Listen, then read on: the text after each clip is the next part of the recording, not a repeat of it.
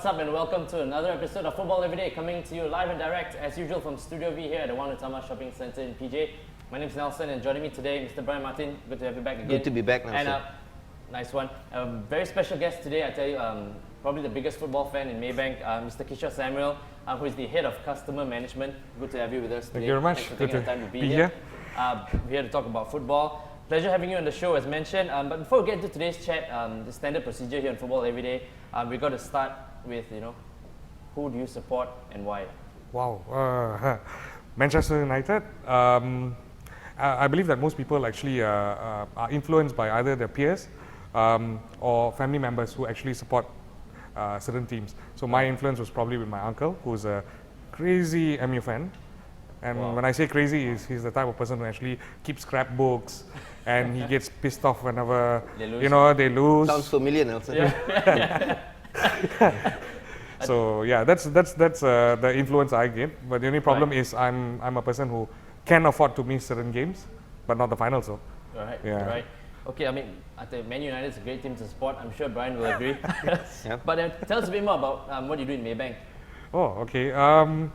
I have managed two sections. One is direct marketing, and the other is actually segment marketing. Right. And basically, we're just marketing people who actually manages customers on different life cycles. That means of different age groups.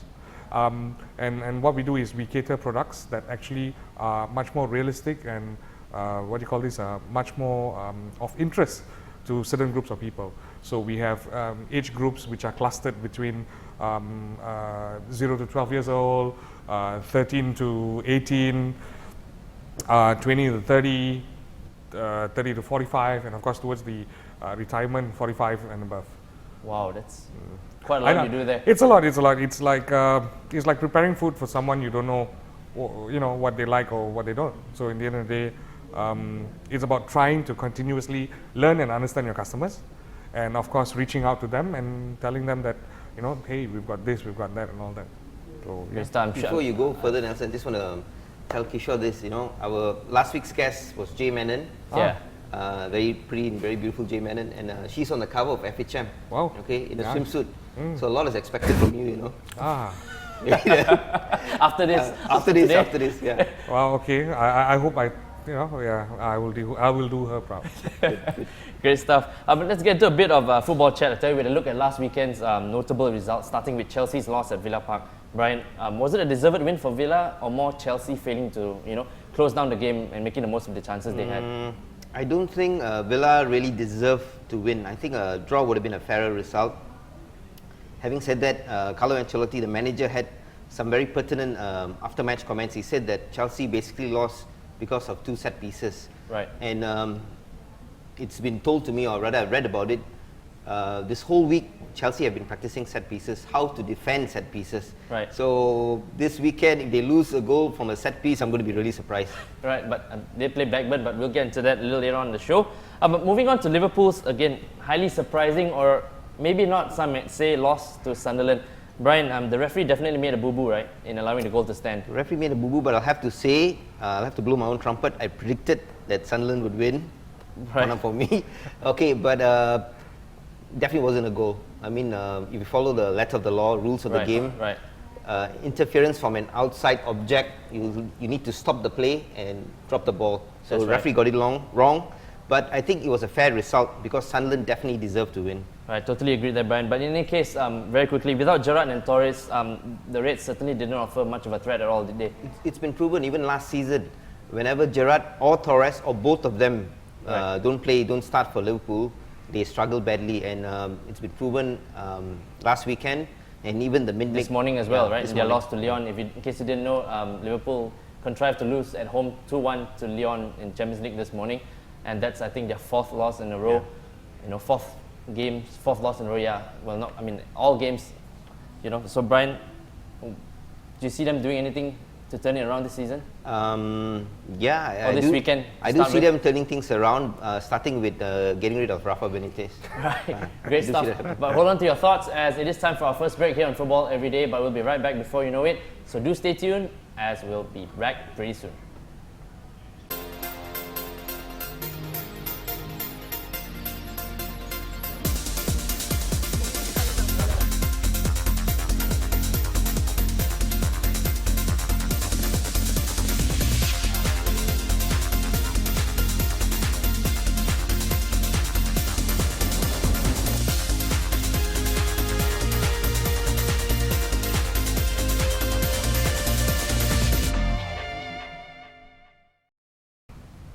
Welcome back to Football Everyday here in the second segment of the show.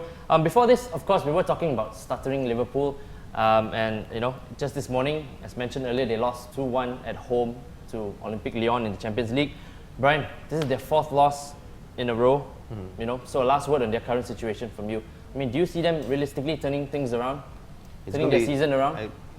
As a non-Liverpool fan, I'm probably a bit biased, but 4 losses, and out of the 4 losses, 2 losses were actually at home. Right. And the Liverpool teams of the past would never ever have allowed that to happen.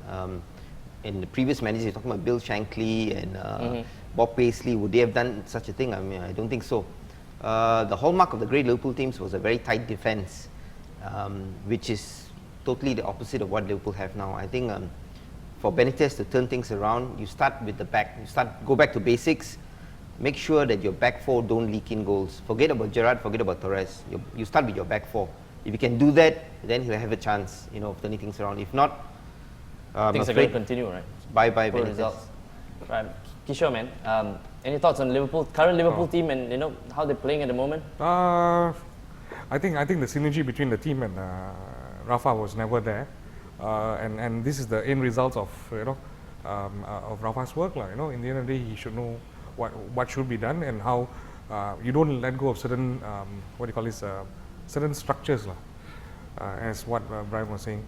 So although it's my father-in-law's team, but sad, and he himself, as an old school die-hard Liverpool fan, would say it's going down the drain, and I think it will continue to do so until something is done on the management of the team.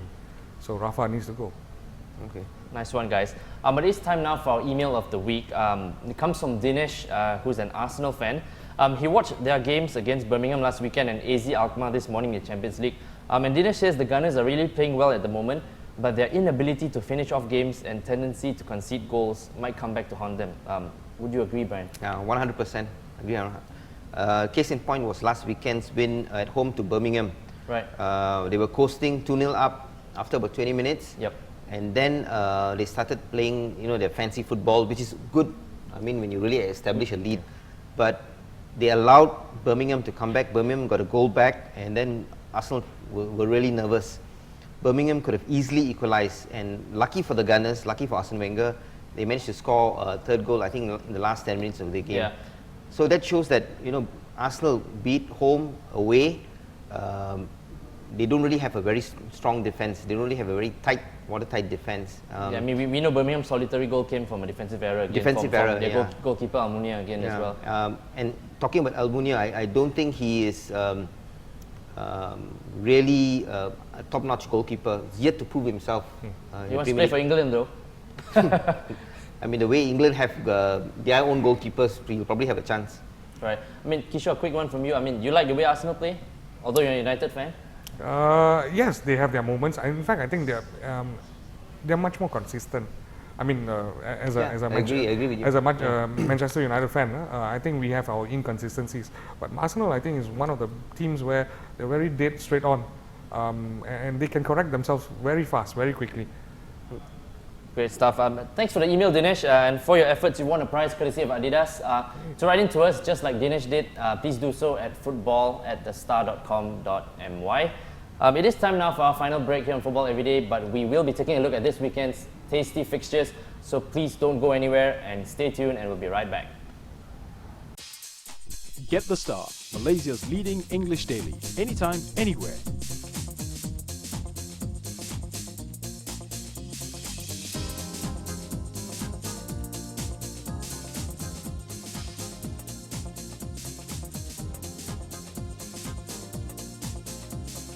As The Star moves into the new multimedia frontier, we continue to serve the people in Malaysia and beyond. The Star, the people's paper. And you're back with us here on the third and final segment of Football Everyday.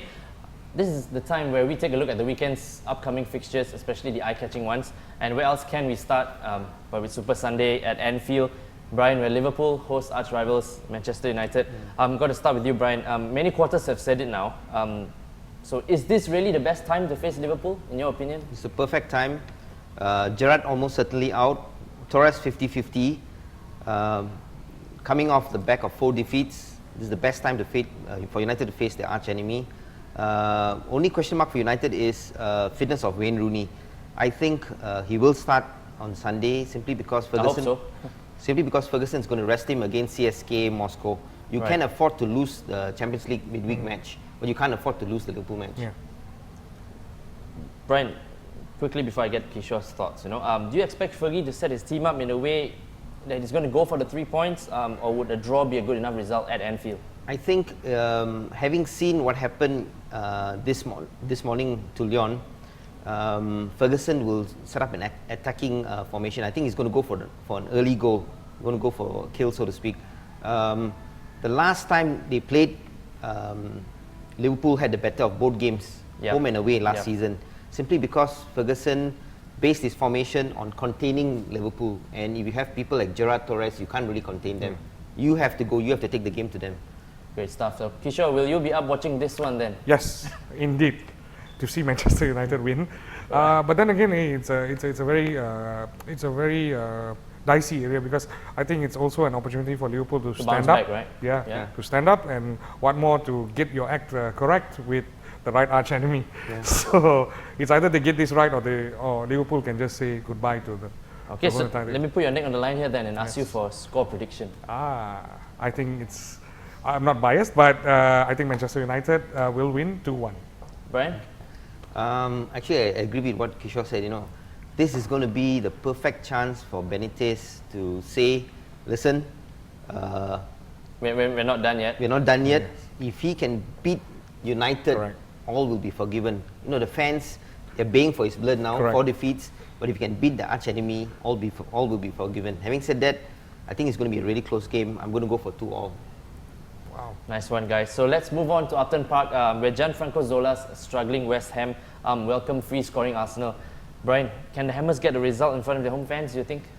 They're going to depend a lot on guys like Matthew Upson, their central defensive pairing. Richard Green is going to have Robert Green. Robert Green is going to have a lot on his hands containing the Arsenal forwards. Somehow I don't think it's going to happen for Zola. I think Arsenal have got too much firepower, and you got players like Robin van Persie and Cesc Fabregas who've been playing fantastic football. I think Arsenal will win the London derby, maybe 2-0. Right, great stuff. Very quickly, Brian, we were talking about Chelsea earlier on, and them set pieces and all. They play host to Blackburn this weekend. What do you see happening there? Easy 3 points for Chelsea. Easy 3 points for Chelsea. You agree, Kishore? Yes, I mean, at Stamford Bridge. It is at Stamford Bridge. No, but actually, yes, I actually agree. So you like Chelsea as well? No, but once again, they've been quite okay. And in fact, I think this should be an easy kill for them. And they should grab the opportunity anyway. All right, over at the city of Manchester Stadium, Manchester City play host to Fulham, Brian. This looks like a pretty interesting one on paper. I mean, especially for the neutrals, if you're going to watch the game, right? Fulham actually have been playing really well. They are actually, I would say, one of the surprise teams of the season so far. The Big Four have been taking points, have been losing points. At this stage of the season, if you compare to last season, the Big Four have lost twice the number of matches, which is incredible when you think about it. Only 9 games. Definitely. Teams like Fulham, coming on the back of a 2-0 win at Hull, at home to Hull. At home to Hull 2 days ago. So they'll be quite confident. But Manchester Manchester Stadium is like a fortress this season. I think it's the strongest home ground anywhere in the league. Right. Even Stamford Bridge, Old Trafford, they are chinks in the armour. But City of Manchester Stadium, Mark Hughes has done a fantastic job. I don't see many teams getting anything out of the game, let alone Fulham. So I win for Manchester City. Win for Man City. Great stuff, Brian, as usual. All right, and this week's Football Everyday Fun Fact is on who else but Liverpool. I'm so sorry for all Liverpool fans out there. We've got to select Liverpool off this week. And guys, did you know that the last time the Reds lost 4 games in a row was way back in 1987? So, Brian, will it be a 5th loss this weekend? 5th loss in a row this weekend, guys. I mean, we certainly hope so. But I'm going to hedge my bets and say they're not going to lose, but they're going to draw. They're not going to win. All right, great stuff. Kishore, thanks a lot for being here today. Thank you very much for having us. Taking the time to join us. Thank you Brian, very much. Pleasure as always. Thank you very much. I'm sure we'll see more of you soon, both of you. Oh, yes. Till next week, enjoy your football. Nelson here saying ciao on Football Everyday.